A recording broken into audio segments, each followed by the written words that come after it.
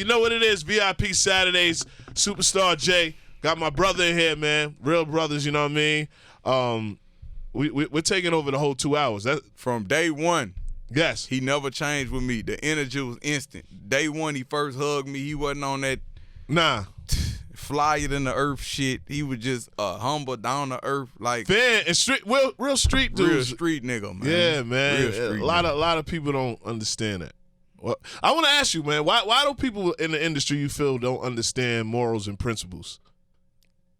They never had those morals and principles put into effect or put into place, and they've never had consequences behind the actions that were severe enough to give you that strict code of conduct that come with being in the streets. Because you could be in the hood, and it's a difference being growing up in the hood and being in the streets.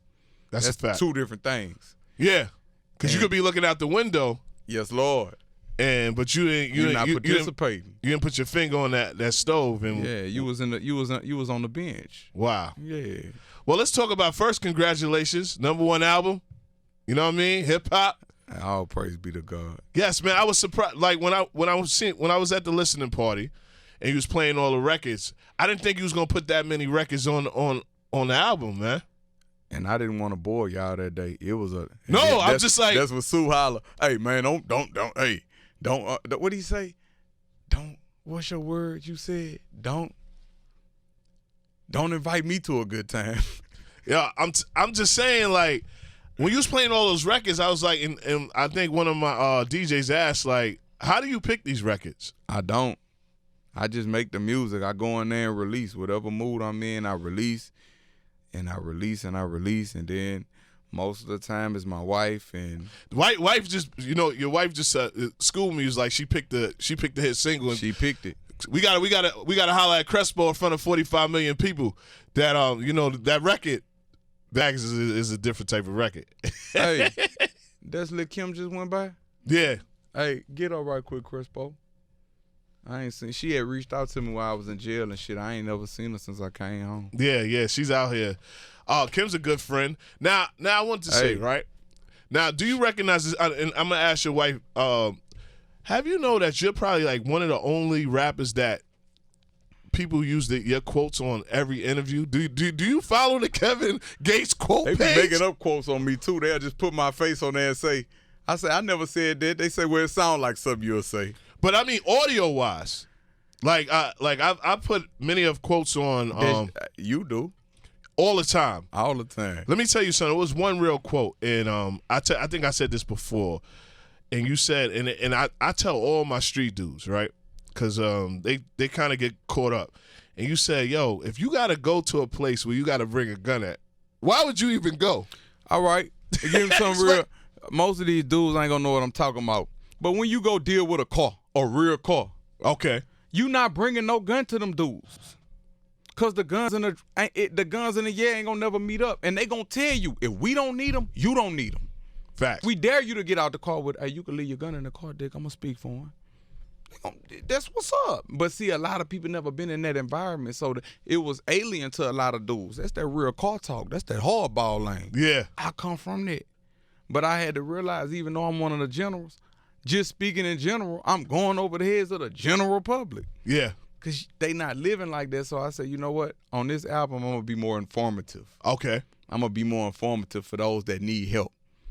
Because, you know, me and you, we didn't live life at an accelerated pace. Yeah.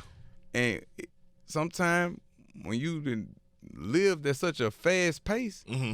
and you get in a room full of people, you feel like an alien. You feel alone. Yeah, it was one time that you said, when you just came home, that you said you wasn't really going to do any interviews. I didn't want to. You said you wanted to just fill it out real quick. Yeah, you know? I didn't want to, but it's like I started looking back at all the people I was helping by just telling my story. Tell it. When you speak, you just be spitting knowledge? I don't try to. I'm a nerd, though. I've been trying to look in books and see what's wrong with me for a long time. Man, I think, first of all, I always say that it's something special. People don't spit knowledge like that. You just be talking. Like it was another quote about you. Like, females is the ones that you're supposed to trust the most. You know what I mean? Like, they have that that inside I'm like, don't fuck with him. Right. He ain't good for you. Intuition. Your wisdom. How is that? I mean, I possess that same intuition also, but a lot of times my heart's so big that I allow myself to be blinded, we as men, because sometimes we give a fuck more about a good time than the consequences that come after the good time. Mm-hmm. Women are more practical because they are child bearers, they are mothers, they are protectors. So protecting you don't mean I'm going to shield you from danger, but sometimes protecting mean I'm going to keep you from going into a negative situation. Wow. You know what I'm saying? So, and I don't be wanting to hear that shit till I bump my head a lot of times and be like, damn, babe, you was right. I just flew back because I actually flew back. I had a party in Atlanta, and it's crazy when people when they see our love, right? And I swear this is a true story, right? I just came back from Atlanta at 3:00. So boom, right? They love you though. I was leaving a party, a little bit bent, and I turned and I swear this is word to my pops.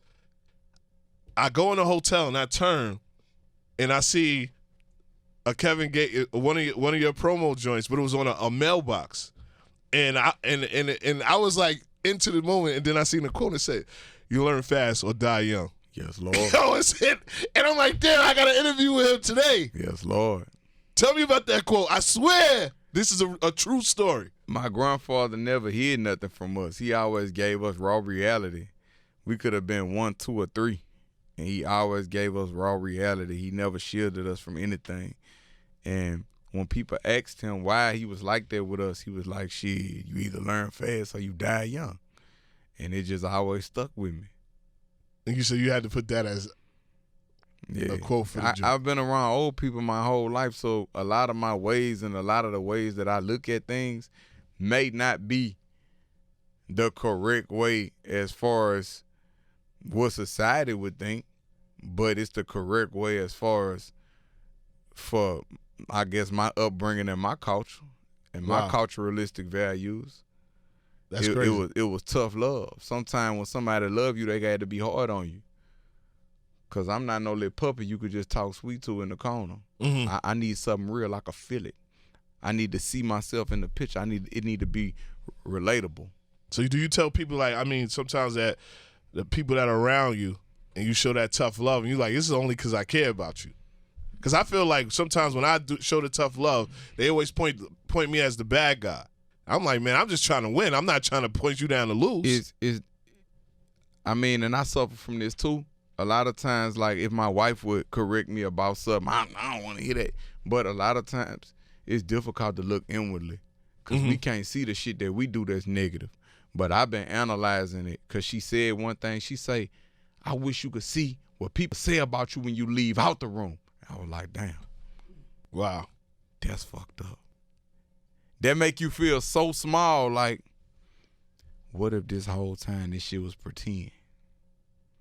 What if they was laughing at me and not with me? Man, this nigga so smart, he doing all this shit, but he'll go to jail next week. Like, what if it was that? Not that he gonna go to jail for standing on principle. Mm-hmm. Or he don't bend, break, or fold. Not that, just, I don't care about it. And they wouldn't even respect that you went to jail because you standing on principle. You know what I'm saying? I feel sometimes people don't even respect that. You know why? Because they have a different moral compass. My moral compass is different. I respect men, not money. Mm-hmm. That's why I could be in the middle of the interview. I see you, I'm going to holler. I could be standing next to Donald Trump. I'm going to holler. Man, what's the same way? Yeah. Yeah, the gang way. And he going to have to understand that and respect it. Yeah. You know what I'm saying? But that's why you're around so long. You know what I mean? I didn't even know that this is a sophomore project for you. Yeah, like, because I got so many albums out under the titles of mixtapes. That's crazy. The slower you go, the further you get. It's just so cheaper to be yourself. It's so much easier. And my life has gotten better since I've been, like, just really being more emotionally expressive. Like, I used to give you about me hurting. Now I'm giving you the reasons that I hurt. And some of my biggest hurts come from self-infliction. problems that I created for myself, and a lot of men don't like to admit that, but a lot of my problems came from problems that I created for myself. Crazy. Out of fear. You know what I'm saying? Out of fear. Only time we establish dominance is because we scared. Because if I was trying to bait you in, I'd play pussy. Wow. until you get close to the mousetrap. I want to get into a record, Better For You. Oh, God. I cried making that song. Yeah, because I got a daughter, too. She's 6. God. My daughter's 6. She's going to be 7 in November. Wow. My daughter's going to be 7 in July. Now, what made you write this record? I was I was walking in the house one day and she was, Daddy, pull your pants up. Yo, why does my daughter do that? And I was like, baby. I looked at her and she was serious. Mm-hmm. I say, baby, one day, I swear, one day I'm going to be better for you, baby. I swear. And on my way to the studio, I was like, baby, one day I'll be better for you. Better for you, baby. One day I'll be better for you. Better for you, baby. Because I had to think, like, would I want my daughter with a man like me? Mm-hmm. Would I? No.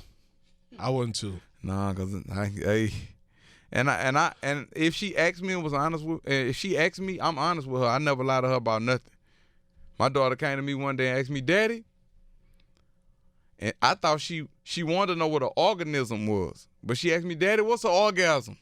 I said, you sure you want me to tell you? And then I told her what it was, and her grandmother came back and told me, baby, she was asking about an organism. I say, but that ain't what she said. Wow. Or if it's something really explicit in nature, they'll be like, go ask your daddy, because I'm going to just take her in the room. Daddy, can we talk in private? We'll go talk in private. And I ask her little questions. Babe, anybody ever touched your private parts? Anybody? Huh? She'll know, Daddy. I say, you know what happens if anybody ever touch you somewhere they not supposed to? Not even me supposed to touch you there. She said, dude behind. She said, I say, not even me supposed to touch you there. And she, I know, Daddy. And then just talking to her, I say, you always come tell me. Mm-hmm. Anything she tell me, I don't judge, I don't get mad. We're going to work through it because we all make mistakes. I want my children to be honest with me. My son, they had this thing called Momo that was going around called the Momo Challenge. And it's just come with me. I'm involved with my children. I was watching. I just sit down with them sometime and watch the children's YouTube. But I had been hearing my son say, you're a Momo. And I never said nothing about it. Mm-hmm. But then later on, Drake told me, man, they got this Momo challenge thing going on where they tell you to kill everybody's your on the edge too and with tell that. you not to tell your but it's on the children's YouTube kids. Yeah. So one day I went and pulled him in the room and I told him, I say, you know about Momo? He got quiet. I say, you know that's not real, huh? I say, you know if anybody come in here, it's gonna be that real OVO sound. I got them baby Drakes in here.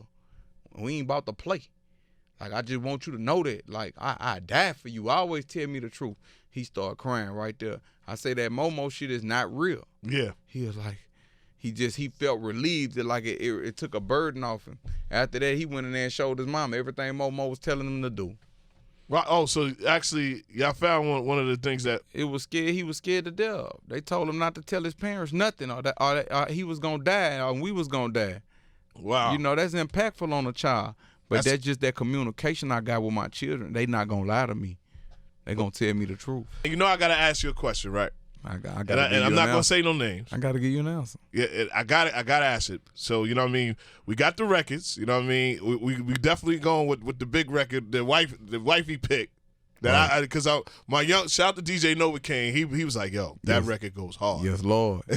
When she said it, but what is your definition of somebody snitching? You know what my definition of somebody snitching? I just feel right now in these days, everybody got a definition. Ain't no definition. Definition is this. We do not, under any circumstances, aid and assist law enforcement. We are not busybodies in other men's matters. We do not sacrifice the lives of others for our own self-preservation. Wow. Deep. Upright, independent, and fearless. I come as I am. I am as I come. I'm him. I'm him. All right, now, before you leave, what would you tell a young Kevin Gates? Oh, what did I tell him? Yeah. Oh, man, when you follow your heart, you always win. Stay focused. I'm proud of you. Let's get it.